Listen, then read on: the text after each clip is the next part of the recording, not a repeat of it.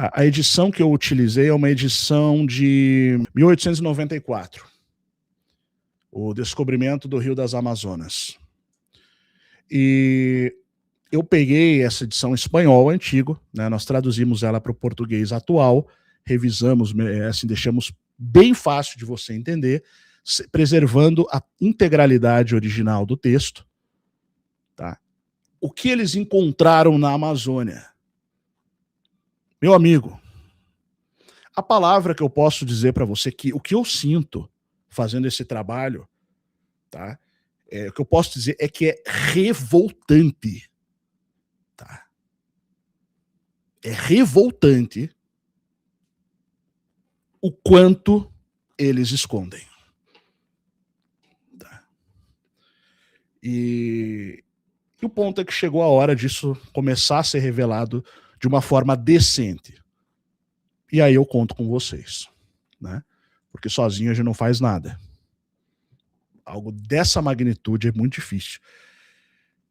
E ele não foi o único, tá? O Gaspar de Carvalho, o que a historiografia fala hoje? O que a mentira historiográfica fala hoje? Não, é porque, na verdade, o Carvajal ele quis criar uma versão fantasiosa para impressionar o rei da Espanha, de modo a fazer com que eles a valorizar sua própria expedição e fazer com que o rei de Espanha mandasse mais navios para aquela região e dominasse aquela região. Meu amigo, é uma ladainha grotesca. É absurdo o que é falado.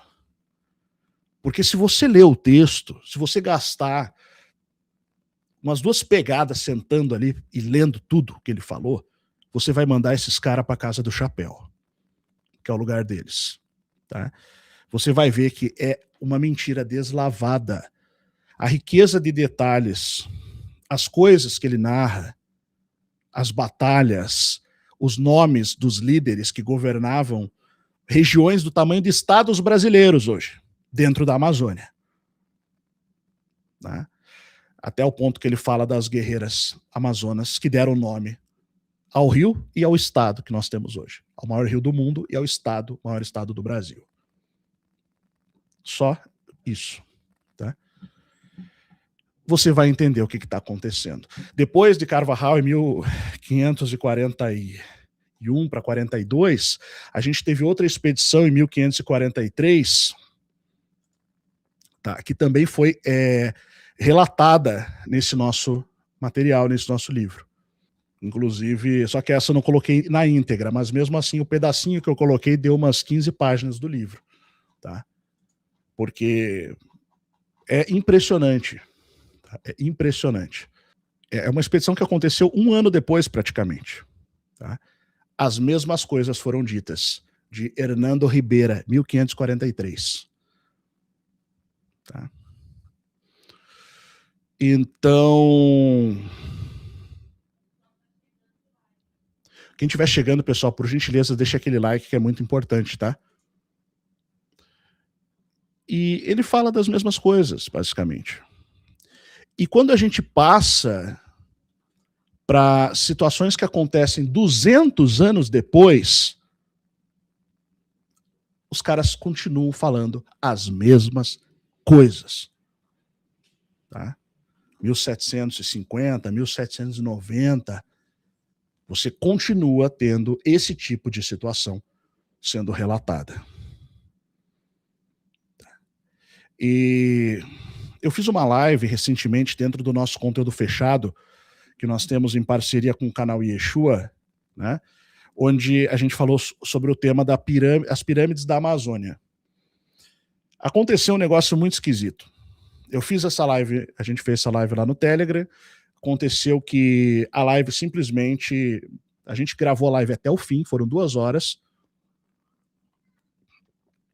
e aconteceu um negócio que nunca aconteceu antes. Tá? É assim, não é aquela história do cara que, sabe, que Você já deve tá captando. Ah, isso nunca me aconteceu, sabe aquela história? Não, realmente, a gente tem mais de 70 lives, só as minhas com Yeshua, fora as que eu faço pessoalmente. Já tive poucos problemas, né, quando vai gravar alguma coisa, mas como esse eu nunca tive. Uma parte das pessoas conseguiu acessar, tanto que a gente nem notou que não tinha gravado, mas uns 80% não conseguiram, simplesmente foram como que bloqueados. Eles viam somente a logo do canal Além da Nuvem ali, e não viam nada e não ouviam nada. E quando eu terminei a live, eu falei, tudo bem, gravou, né? Vai lá pro nosso, vai lá pra plataforma. E aí o pessoal pode ver depois. Não gravou, nem o áudio e nem o vídeo. Gravou 30 e poucos minutos. Foi um negócio que nunca vi acontecer, porque algumas pessoas assistiram até o fim, mas a maioria não conseguiu assistir. Eu refiz essa live. Aí nós tomamos algumas atitudes ali, refizemos a live, e a live foi até o fim, foi ótima. A gente conseguiu refazer. Mas eu falei muito sobre as pirâmides, porque não é um caso, não existe só uma história de pirâmides na Amazônia, um local de pirâmides na Amazônia. Naquela live eu mostrei pelo menos 3 diferentes, que beiram o ridículo. Tá? E eu mostrei cada uma delas e tal. Então a gente fez essa live, né? Isso aconteceu. Até perdi o ponto por que eu estava falando dessa live, mas enfim. Então, de um tempo para cá, há 3 anos atrás, especificamente, nós fizemos uma live aqui no YouTube junto com o Tom, que mora lá em Almerim, né? Onde nós fizemos. Ele já era inscrito do Além da Nuvem e fazia o curso A Verdadeira História do Brasil, porque esse livro, antes dele surgir, ele vem de uma pesquisa que se tornou um curso que já dura 9 anos. O curso tem mais ou menos 6, mas a pesquisa já dura 9 anos. Então, que é a verdadeira história do Brasil. Né? E aí a gente comentou comentou numa dessas aulas e tal, algo que eu coloquei nesse livro aqui, Viagens dos Navios de Salomão ao Rio das Amazonas, tá? Que foi a primeira tese sobre Salomão na Amazônia que surgiu, de ruínas no Rio Paru. E ele mora ali perto da entrada desse rio, é um rio longuíssimo, tá? Ele atravessa boa parte da América do Sul, vai lá para cima, para a região para Venezuela, tá? Mas o começo dele, você acessa ele pelo próprio Amazonas. E ele falou assim, eu tô aqui perto, o que você acha da gente fazer uma expedição ali? Eu posso ir aqui com alguns familiares, a gente pega um barco, né? O pessoal lá é acostumado a andar de barco, né? Se locomover através de barcos, e vocês ajudam a gente a fazer com os custos que tiver, e a gente vai e faz. E a gente vai até lá, né? Você não precisa nem vir aqui. Eu até gostaria de ter ido, né? Mas realmente não dava para ir, ia aumentar muito os gastos e não tinha apoio nenhum. Assim, a gente realmente fez ali um negócio bem do jeito que deu para fazer mesmo, né? Então, e foi ótimo. O resultado foi incrível. Tem uns vídeos aqui, daqui a pouco eu mostro alguma coisa. Encontramos a Amazônia de Salomão. Realmente, ele encontrou um local. Ele já tinha ouvido falar desse local pelos antigos ali da região. Foi lá e realmente tem ruínas no lugar, cara. 6 horas de viagem do último município, que é um vilarejo, na verdade, o último vilarejo, no Rio Paru. Depois, se você passar desse e andar mais 24 horas de barco, tem outro. Tá? E Onfroy de Toron, né? Ou Onfroy de Torrent, né? Torrent, foi o primeiro a falar sobre isso. Mas não somente, depois eu encontrei as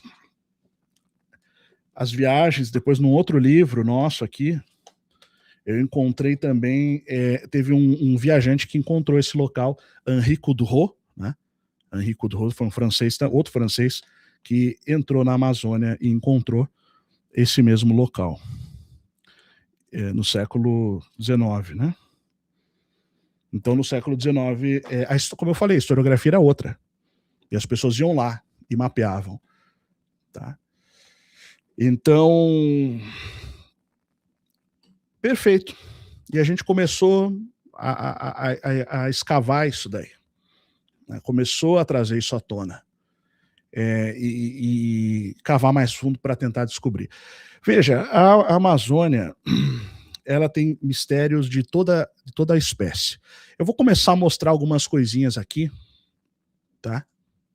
Pra gente, pra não ficar só eu falando aqui, né? Eu vou tirar o QR Code da tela, depois se você quiser o link tá na descrição, ou só voltar ali e usar o QR Code, quem quiser o livro. É o livro A Verdadeira História do Brasil, tá? Esse livro é maior até do que o livro da Tartária, né, que a gente lançou, tá? Ele ficou com 300, esse aqui tem 300 páginas, tá? O da Tartária. A Verdadeira História do Brasil, que vai chegar pra gente agora na próxima semana, ele ficou com 314.